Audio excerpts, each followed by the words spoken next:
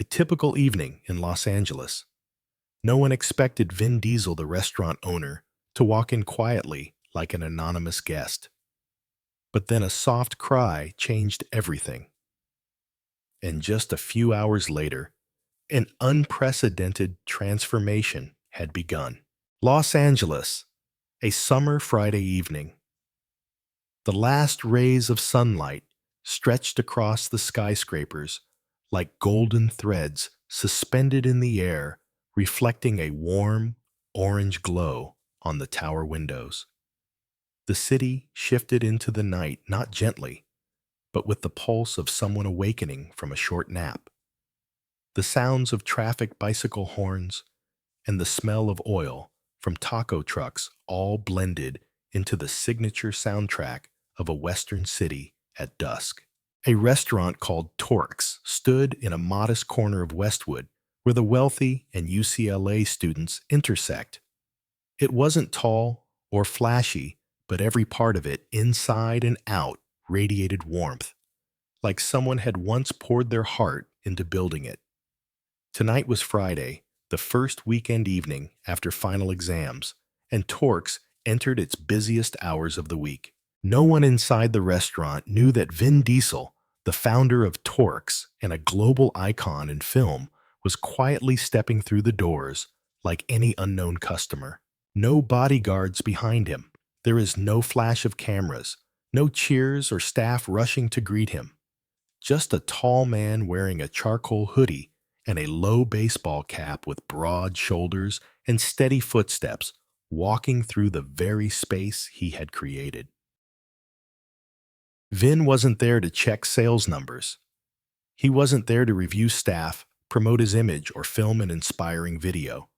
He came to do the one thing a true leader must do: listen with his heart. To Vin, TORX wasn't a restaurant brand. It was a statement of purpose. It was a place to test whether it was possible to run a fair and humane business in an industry that often places profit above dignity. A place where a server could go home with their head held high without tears in their eyes. He chose his usual seat near the bar, the one he had quietly returned to many times during unannounced visits. A light draft from the AC brushed his collar. A classic Bill Evans track played softly in the background, blending with the clinking of cutlery, the gentle clatter of glassware, and the sizzling sounds from the kitchen. Everything seemed fine, too fine. But Vin, someone who had seen the bottom of society, knew fine was often just a polished mask hiding deep cracks beneath. At the far end of the dining room, a middle-aged man stood like a statue. Long face, cold eyes, a dark blue shirt ironed to perfection. That was Grant Maddox, the branch manager appointed just 6 months ago. No smile, no small talk with customers, no helping hand. He just stood there, watching.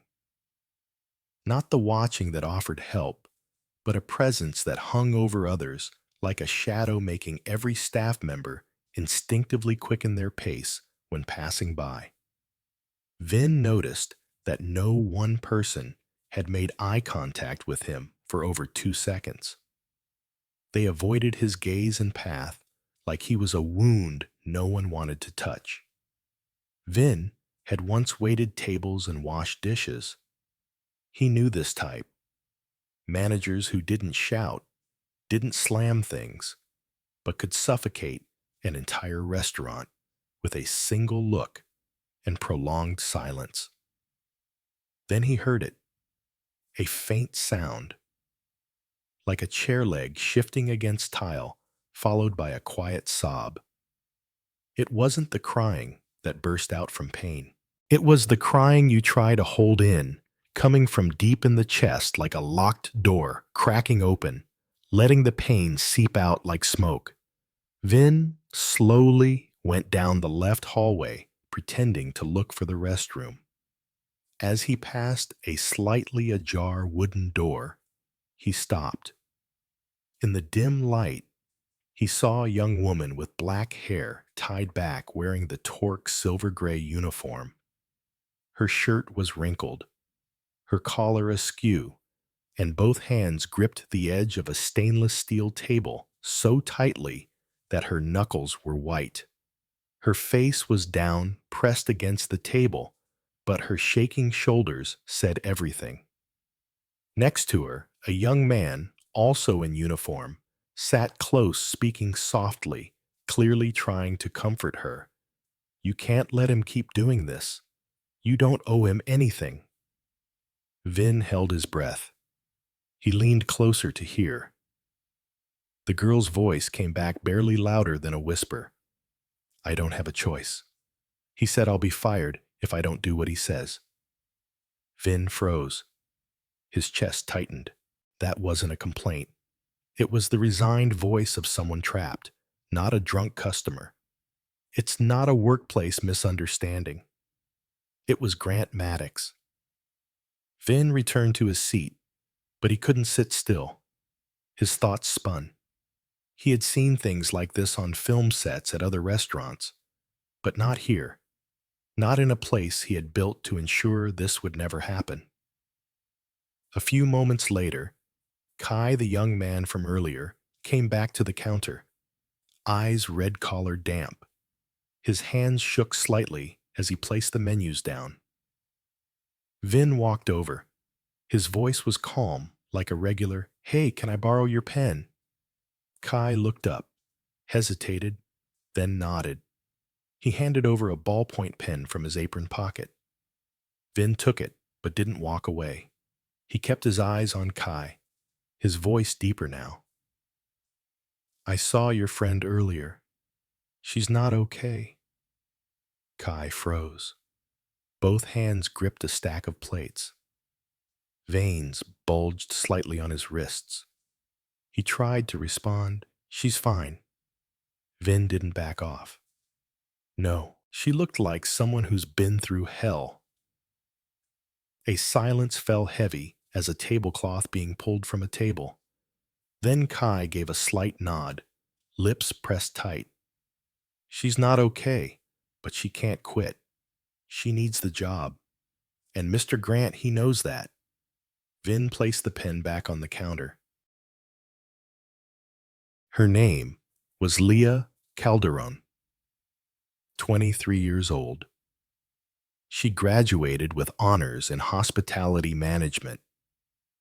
She once carried a simple but beautiful dream to become an operations manager at the Beverly Hills Hotel, where she had interned during her final summer in college. Back then, she saved photos of the guest rooms, studied how towels were folded to standard, how staff smiled with their eyes, and even the scent of peppermint essential oil in the elevators. Every time she recalled those memories, her heart would stir. But dreams don't pay rent, and life never asks how much you love your job before handing you your mother's medical bills. Leah's mother had stage 2 heart disease. Month by month, her health declined, and since last year, she has been bedridden.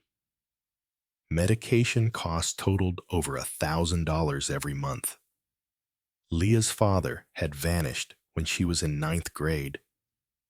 She had no siblings, no close relatives, no one to rely on but herself. Her excellent degree was only enough to get her through the first round of interviews. However, in the final round, where personal referrals or 3+ years of experience were required, Leah was always eliminated. She took whatever job could support her and her mother 12-hour shifts as a barista, cleaning motel rooms in rotating shifts, and a short stint as a front desk clerk at a 3-star hotel that delayed her paycheck for 3 months. She didn't choose the job. She chose survival. Then, One spring night last year, while browsing a local job board, she saw a listing from TORC. No experience required, only passion, honesty, and a sense of responsibility. She applied that same night. 3 days later, she got the call.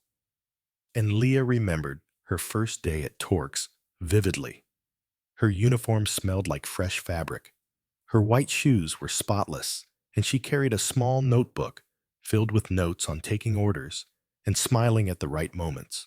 Her first shift passed in a rush of nervous energy. At the end, the head chef patted her on the shoulder. "You did good, kid. Keep it up." That evening, she went home, hugged her mom, and said, "I think this one's going to work out. Just a few more months of trying." They both laughed, like a door had cracked open just a little. But then Grant Maddox arrived, wearing a tailored suit, speaking softly, and sporting a polished name tag read, "Branch Manager, TORX, Westwood." He didn't yell. I didn't scold. They didn't insult anyone publicly. In fact, at first he seemed nice. "Leah, you're the fastest one here. I'm giving you more responsibility because I trust you." Gradually, Leah's shifts got pushed later and later. At first, it was just a few times. Then it became the norm. No one questioned it. No one swapped. While other shifts were rotated, Leah's was always the closing shift. She became used to shutting down the ovens, cleaning the break room, and locking the cash drawer. Grant frequently called her up to the office for performance reviews, always behind closed doors. No one else was allowed in. One day, after a customer at table 3 complained about a late dish, he told her, "Good thing, I'm the manager today. If it had been someone else, you probably wouldn't be here anymore." She gave a nervous smile. Then he leaned in close voice, like wind brushing the back of her neck. "Leah, you know you need this job, and I know you're smart enough to understand what should and shouldn't be done." Leah started to feel afraid, but she didn't know exactly what she was scared of, because Grant never touched her. But the way he looked at her, the way he appeared suddenly behind her, the way his words were vague but threatening, it all made her feel violated, even if there were no visible marks. She wanted to push back, but the hospital bills still arrive every month. She wanted to tell someone, but who would believe her? Grant hadn't technically done anything wrong, at least nothing on paper. Then the anonymous emails started arriving, short and repetitive, always saying the same thing: favors don't last forever. Tonight, after standing for 9 straight hours, Leah had just cleared the table 9.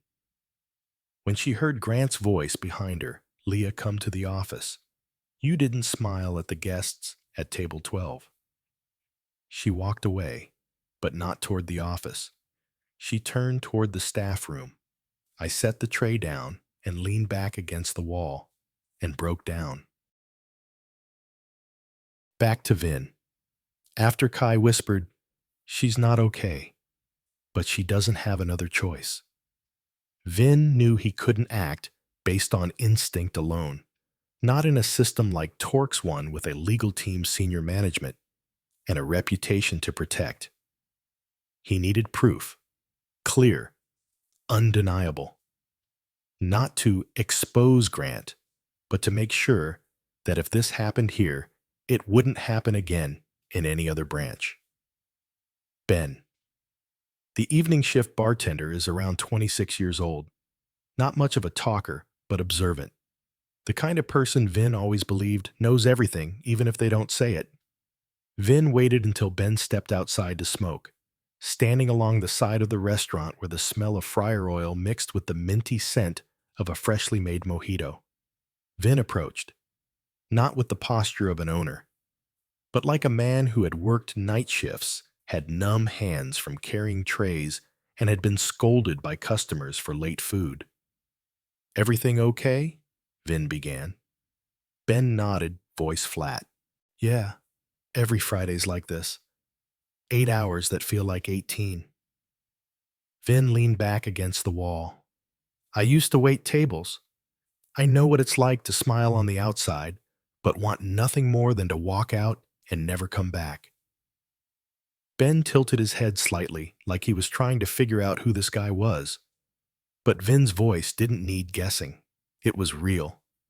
Grant runs a tight ship, huh? Vin lowered his voice. Ben's expression darkened. Just for a second, but enough for Vin to know he'd touched a nerve. Yeah, strict. And have you seen Leah? Vin nodded. I just saw her crying in the break room. Ben bit his lip. She's always the one kept late, not on the schedule. It just happens that way. Grant calls her to the office all the time. No one else. She walks out with red eyes and shakes hands every time it happens. Everyone notices. Vin's tone dropped.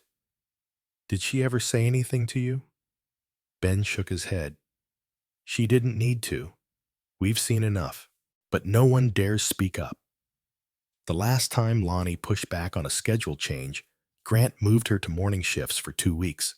Cut her bonus, too. Tonight's the first time Leah cried. And if she hadn't hit her breaking point, she would have kept enduring it. Vin nodded, then placed a hand on Ben's shoulder. Thank you. No one forced you to say anything. But you chose to, and that might be the reason things start to change. Ben gave a slight nod. Said nothing more, but his eyes looked a little lighter. Vin Diesel walked back toward TORX's front entrance, head lowered. No one knew the first battle had just begun. The lights inside TORX were no longer as bright as they had been during the dinner rush, but in their place was another kind of light, a quiet, tense anticipation. Every sound cutlery hitting plates, footsteps on the wooden floor seemed to touch a raw nerve running through the room. Grant Maddox was still there. The way he stood near the front counter, but doing nothing, made it impossible to forget he was in control. He didn't speak. He didn't give orders. He just stood. But his stillness wasn't relaxed. It was a quiet form of intimidation. His eyes moved from table to table, from employee to employee. Not to observe and help, but to scrutinize. His chin jutted forward, lips pressed into a flat line, forehead slightly wrinkled, as if he could smell a mistake before it happened. He didn't need to raise his voice. A single look was enough to silence a new hire for an entire shift. Vin watched him like he was staring at a figure he'd seen too many times in this industry. A manager with a polite exterior who manipulated through silent power. Vin was done hiding. Every step he took now was a declaration. Silence would no longer be tolerated here. He approached table 7. Leah was there holding an order pad. She was still smiling, a smile trained into a habit no longer connected to feeling. Her eyes no longer had life, only endurance. Vin stopped. His voice was soft but firm. Excuse me. I need to speak with you briefly. Leah froze. She wasn't sure if this was happening. I'm serving a table. The woman sitting at the table looked up frowning. She's working. Can't you see? Vin didn't look away from Leah. He didn't say anything more to the customer. His steady gaze said it all. It's essential, he said slowly. Each word weighted like a promise. Leah hesitated. Then she looked up and met eyes unlike any she had ever seen in a man. They weren't judging. They weren't pitying. They weren't demanding. They carried only one message. You're not alone. She gave a slight nod and stepped away from the table. The two walked toward a quiet corner near the break room where real words could finally be spoken. Leah didn't meet his eyes. Her hands were clasped fingernails pressing into her palms. Her body looked like it was one slight push away from collapsing. "What do you need?"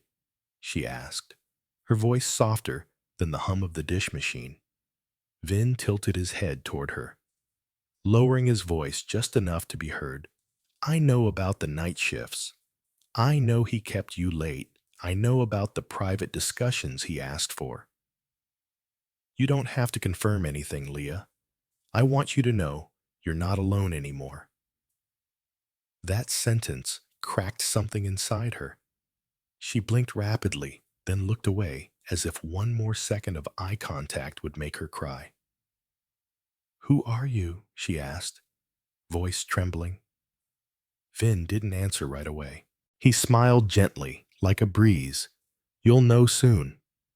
But what matters now is that you believe you deserve to feel safe." But that moment didn't last. A shadow fell over them. The silence split in two by a voice that was too smooth to be trusted. "What's going on here?" Grant Maddox had arrived. His presence loomed over them. His face was tight and pale, not angry, but afraid of losing control. His voice maintained its surface politeness, but beneath it was a sharp edge. "She's on shift. There can't be private conversations during service hours." His eyes fixed on Leah like a reprimand without words. Vin turned, faced him, held eye contact. "I think the private conversation needs to happen between you and me." His tone was even, but every word landed like a stamp. Grant stepped back slightly, just a bit. But Vin noticed. "Excuse me, who are you?" Grant tried to keep his voice steady, but the end wavered. Vin calmly reached into his pocket, pulled out his wallet, and opened it. A gold-embossed ownership certificate bearing the name Vin Diesel was displayed. No shouting, no arguing. The truth spoke for itself. "I'm Vin Diesel, owner of TORX, and I've just learned a lot of unacceptable things are happening at this location." The air inside the restaurant seemed to vanish. A silence stretched long and heavy. Leah froze. Ben nearly dropped the glass he was pouring. Kai stood still, gripping the tray handle. A few customers began to notice. Grant Maddox couldn't keep the mask on any longer. His lips tightened, then tighter still until they turned pale. Veins bulged at his temples. Sweat formed in tiny beads on his forehead. The once crisp collar of his shirt wrinkled under his clenched fists. "Sir, I didn't know you were here." Vin didn't let him finish. "Of course not, because you never thought you'd have to answer for what you've done." He turned to Leah. "I need to ask you something, but not here, not in front of him." Grant jumped in as if grasping for a lifeline. "Sir, this is a misunderstanding. I believe if we could have a few minutes in the office, I can—" Vin cut him off, voice cold as steel. "Good. The office. Right now." Inside the office, Grant sat down like someone caught in the act. He forced a smile, but there was nothing real about it. His hands gripped the armrests until his knuckles turned white. His eyes darted around, not looking for a way out, but for a way to spin the situation. But there was nowhere left to turn. "I've had the best sales numbers 3 months in a row. I think this is just a small misunderstanding." Vin didn't respond. He unlocked his phone. I opened the audio file Kai had sent. Leah's voice weak, shaking, but every word clear. "If I don't do what he says, I'll lose my job." No one spoke. There was no need. Grant froze, didn't move. A bead of sweat rolled down from his temple to his cheek. but he didn't wipe it away. It was like he was paralyzed between two verdicts. Vin set the phone on the desk, then spoke evenly. I used to believe a system could fix itself, but you're living proof that the worst people rise to the top when leadership doesn't look down. Grant trembled. His hands let go of the chair. He slowly leaned back, as if retreating into the office he once controlled. You can't, not over one vague recording. It's not even clear who's speaking. I don't need more proof, Vin said coldly. The fact that someone like you still exists in this environment is already too much. He picked up the phone. I'm requesting the immediate termination of branch manager Grant Maddox for threatening behavior, psychological manipulation of staff, and violations of professional ethics. When the call ended, Vin stood up. Grant didn't lift his head. The power he once used to silence an entire restaurant was taken away without a single argument. When Vin stepped out of the office, the entire TORX restaurant held its breath. No footsteps, no clinking silverware, no voices. Just eyes, dozens of eyes, watching something bigger than any rule they had ever known. Grant Maddox didn't follow. The door behind Vin closed slowly, firmly. And with that soft click, every bit of authority Grant had abused was officially gone. Vin stood still for a few seconds. He didn't rush to speak. He let the atmosphere do the talking, sending a clear message the end of fear had begun. Leah stood nearby, her face still stained with tears, but for the first time her shoulders weren't hunched. She looked up at Vin. Then she glanced around, catching the eyes of Kai, of Ben, of coworkers who had walked past her like she was invisible. Now they stood there, saying nothing, but close enough to show they believed her. Vin stepped forward. His voice didn't need a mic, didn't need to be loud. It carried the weight of truth. I want to apologize sincerely. This allows you to work in an environment where fear becomes part of your shift. If sales were good and customers were happy, things must be fine. But today, I understand a place is only perfect if the ones in the back, carrying trays and washing dishes, feel safe coming to work. He turned to Leah, his eyes gentle. You don't need to shout to change the world. Sometimes standing tall, just once, is enough to give others the courage to follow. Leah pressed her lips together, her throat tight. Then, voice shaking, she replied, I didn't want anyone else to live in fear the way I did. No one should have to hold themselves together so hard they start to think it's their fault. Vin nodded, then turned to face all the staff. From today forward, every shift complaint and email will be heard and handled correctly. I'm not just replacing Grant. I'm changing the way TORX is run. We will implement an anonymous reporting channel, regular one-on-one meetings between staff and senior leadership, and anyone who abuses power, even me, will have no place in this environment. The silence gave way to life. Kai stepped forward, hesitant, but this time he didn't back away. Sir, before you came, I saw Leah kept until 1 a.m. because of bookkeeping that needed checking. I stayed quiet because I was afraid I'd get my shifts changed too. Vin looked at him, not with blame, not with doubt. Kai, you weren't wrong for being afraid. Fear isn't weakness. But silence, when you see someone mistreated, allows people like Grant to stay in power for so long. Another staff member, Lonnie, a busser, spoke up softly.